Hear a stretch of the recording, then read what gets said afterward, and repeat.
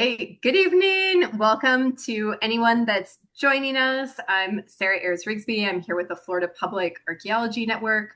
We'll give a couple minutes for people to log in, and then we'll go ahead and get started. So thank you so much for joining us this evening. Oh, and just a note for anyone joining us, we are recording this meeting to make it available later for people who could not attend. So just be aware of that. Zoom should give you a little warning.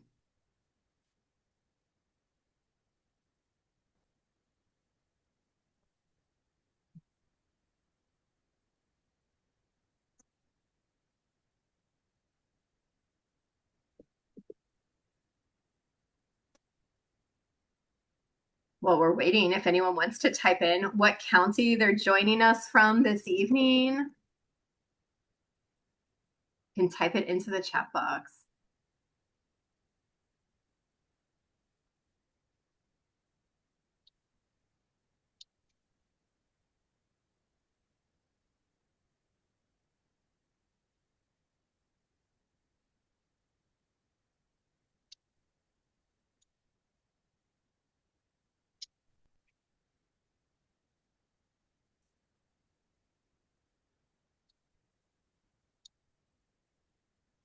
Yes, Palm Beach represent.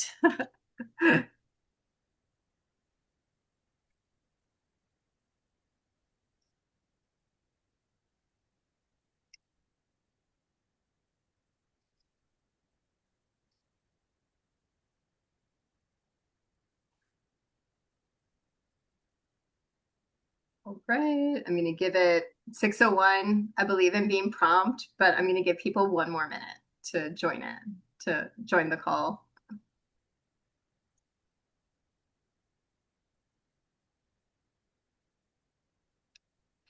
Palm Beach, but live in Broward. Ooh, Amy, I'm the opposite of you. I work in our offices are in Broward, but I live in Palm Beach. Dade County.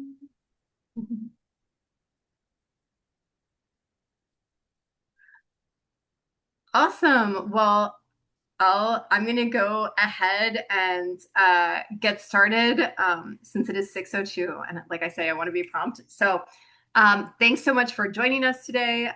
We are recording this informational session. I'm Sarah Ayers Rigsby with the Florida Public Archaeology Network. We are a statewide educational organization. I'll explain a little bit more about us in just a few minutes. But just so you all know what we're going to be up to this evening, I'm going to introduce our project partners for this specific program and our staff who will be participating.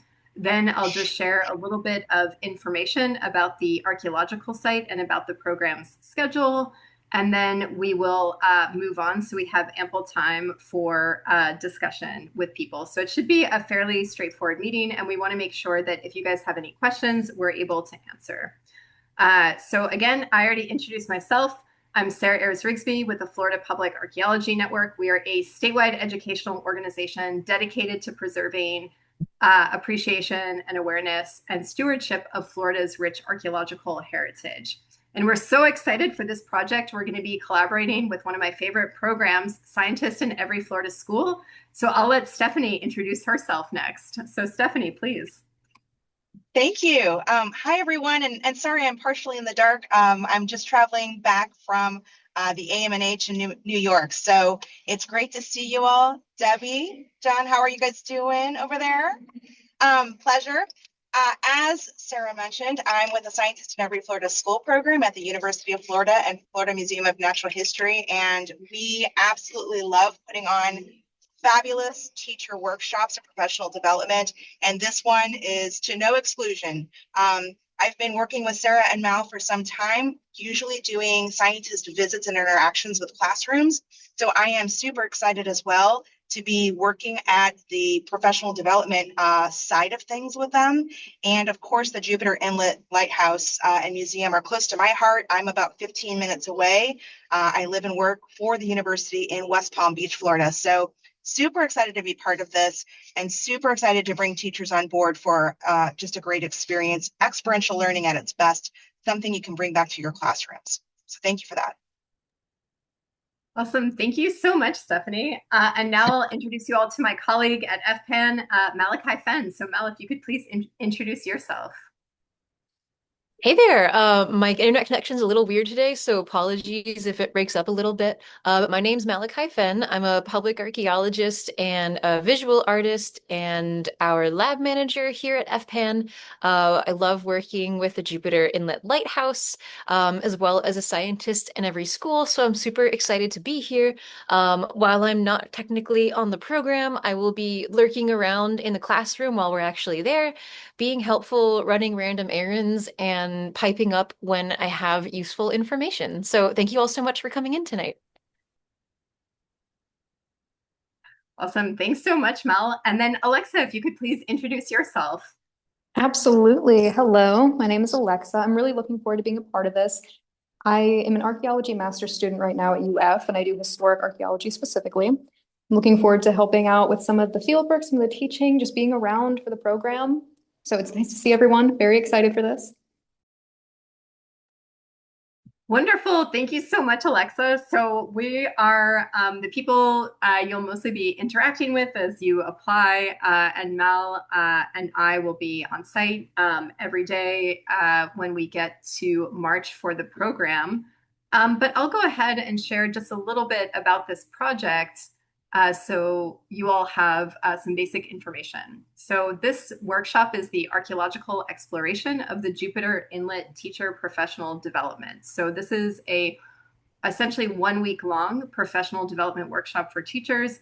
And our goal is that at the end of the week, you are in a position to put together a lesson plan that's based on archaeological methodology or Florida archaeology and Florida history that you encounter at the site.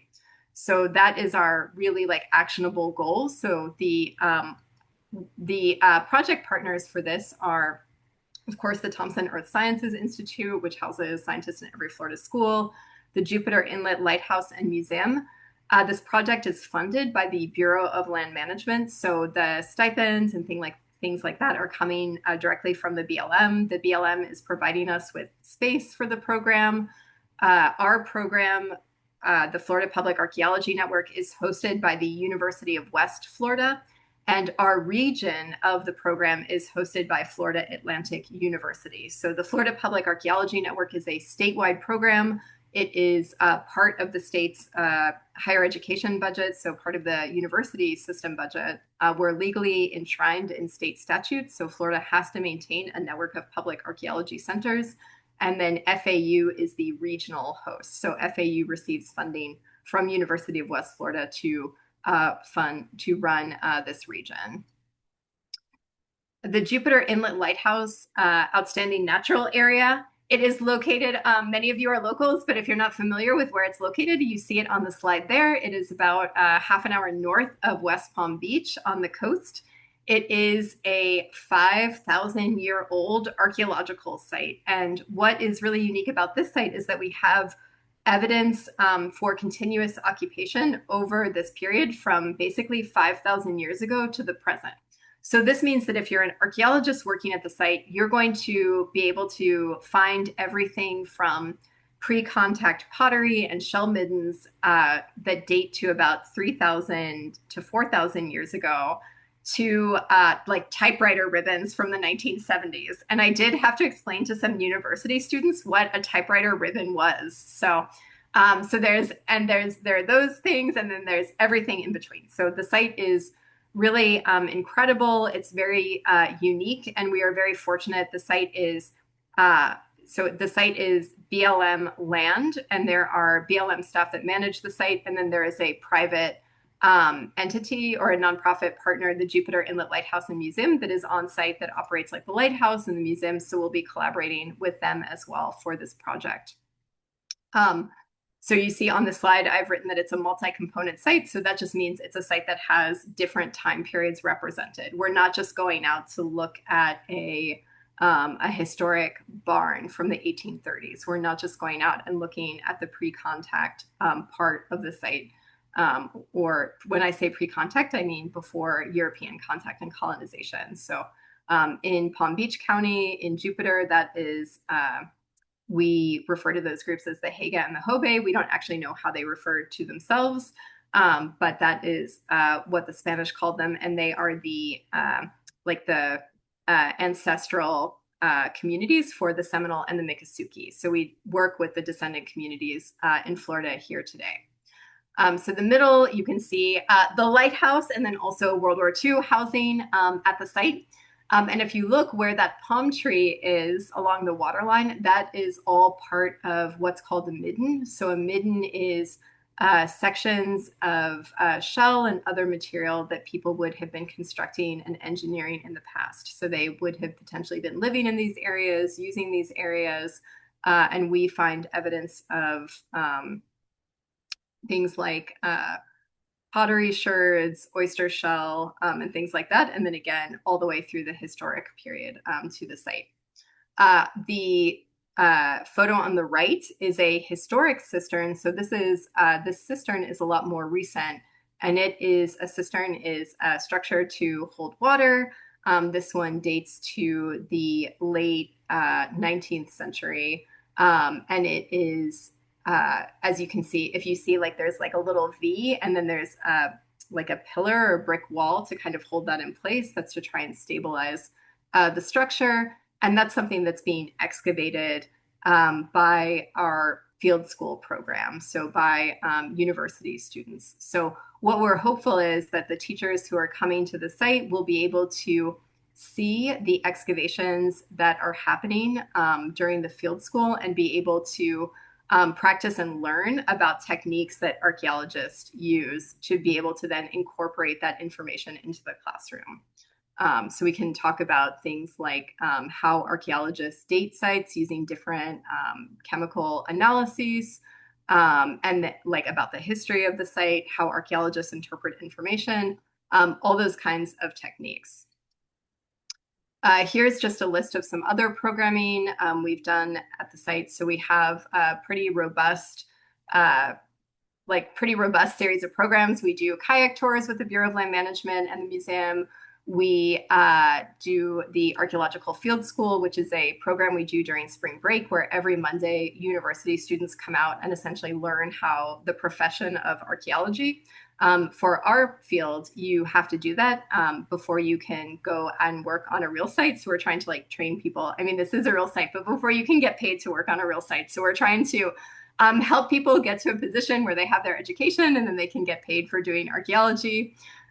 We also do archaeology merit badges with the Boy Scouts, and then the site has been impacted by storms over the years. So we also go out and document environmental impacts to the site. So if you look at the photo on the right underneath the photo of me, that is actually Mal standing in a massive oyster shell washout on the site, doing a scientific illustration and mapping of that resource. So that's what she is, that's what they're up to there. When we think about the goals for the workshop in March, we have two primary goals. We want to learn archaeological methodology and site history to develop hands-on activities and lessons for the classroom. We also want educators to gain content expertise to expose students to STEM topics, right? So we want educators to feel comfortable coming to this workshop to say, okay, I'm ready to talk about like carbon dating in the classroom, or I'm ready to talk about this other type of methodology that archaeologists are using. In terms of eligibility, here's a list of the different eligibility suggestions or requirements. If you're still very interested in the program, I would still encourage you to apply, but we're trying to prioritize, public elementary school teachers, K-5, in the upcoming school year within the state of Florida. We would really like to encourage teachers that teach at schools that receive Title I funds to apply. So if you're interested in this program and you're teaching at a Title I school, we really hope that you apply.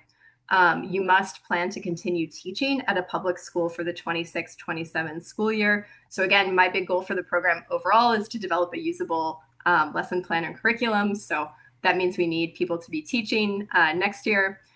We want people to be able to attend and actively participate in the 4-day teacher workshop. I will say this archaeological site is very accessible because large parts of the property are paved. So there are roads and sidewalks. There are restrooms on site. There's air-conditioned indoor spaces. So if if you have any kinds of questions about accessibility, please ask us and we'll work with you because the site is very accessible and we want it to be inclusive.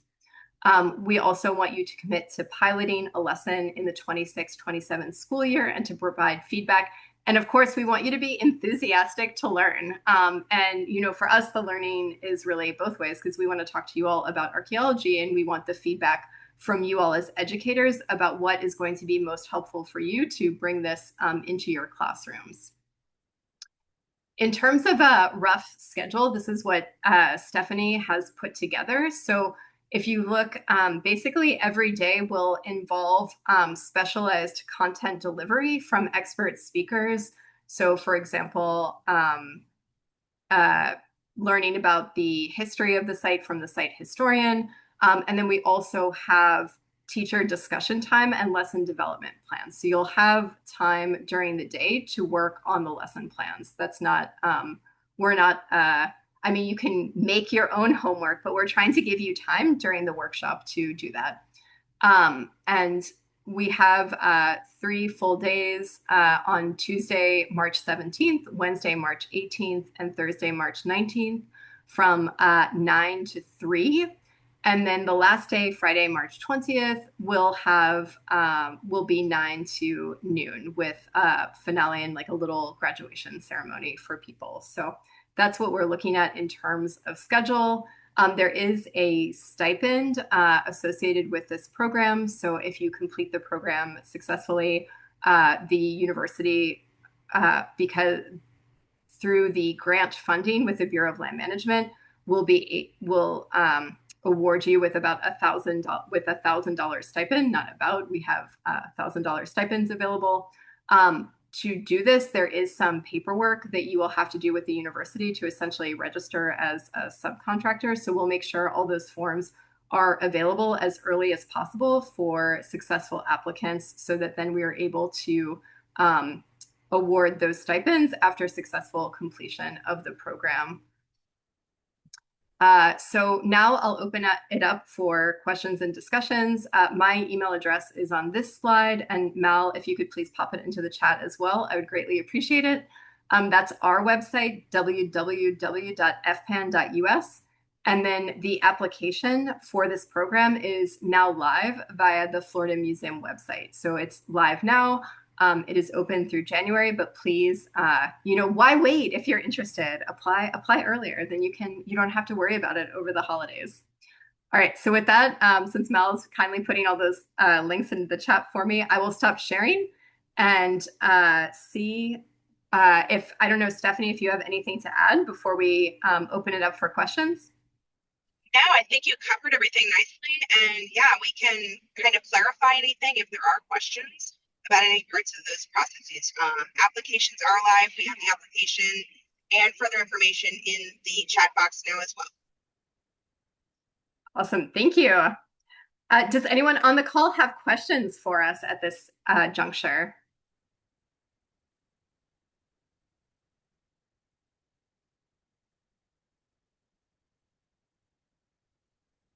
Well, then I have a question for you all. Can you, who is on the call that is interested in applying for this program? You can raise your hand. You can put a little heart emoji on your, yes, okay, I'm so excited.